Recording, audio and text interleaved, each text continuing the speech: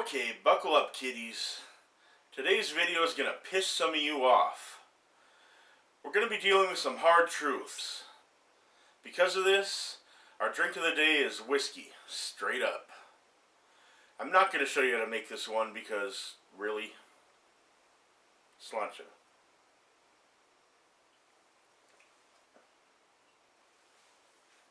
Today I want to address something that I feel is crucial for writers.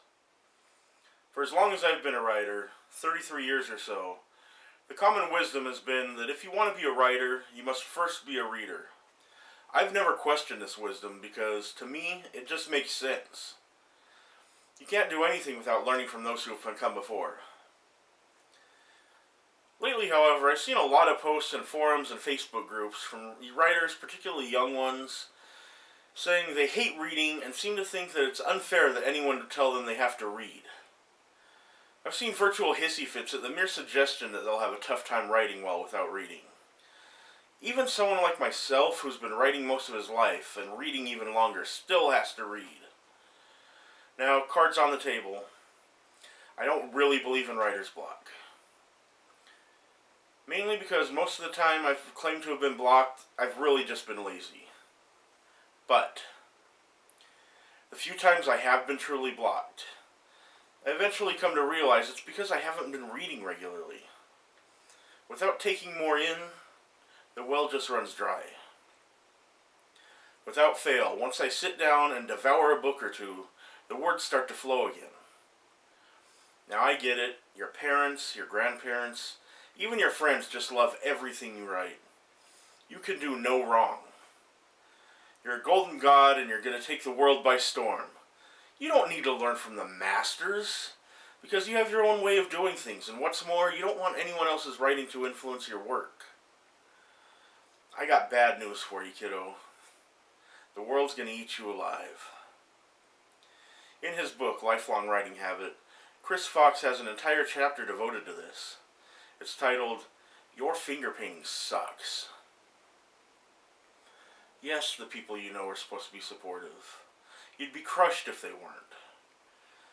Still, at some point, someone needs to be honest with you about the quality of your art. If they aren't, you're going to get out in the real world, and someone is going to be brutally honest. And I stress the brutal part.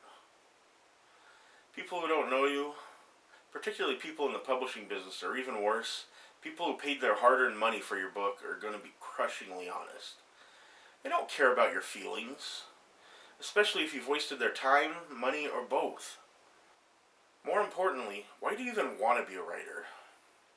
If you don't have a passion for books, a love affair with the written word, why in the hell would you choose to be a writer?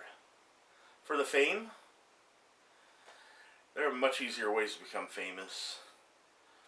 I know several authors who have written dozens of books that I can guarantee you've never heard of. For the money? The vast majority of writers still have to have a day job because their books just don't bring in enough to live on. If you're doing it for the money, man, did you pick the wrong profession. Bottom line, these are your mentors. These are your masters. This is your education. If you choose to ignore the wealth of knowledge about both writing and life itself hidden inside, that's fine. But choose a different occupation. I know that may sound harsh, but consider it your first lesson in the School of Hard Knocks. There'll be plenty more, trust me.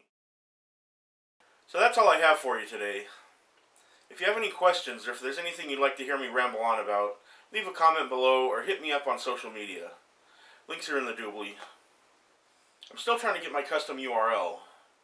I only need 3 more subscribers. So if you like what I do, be sure to like this video and subscribe if you want to see more.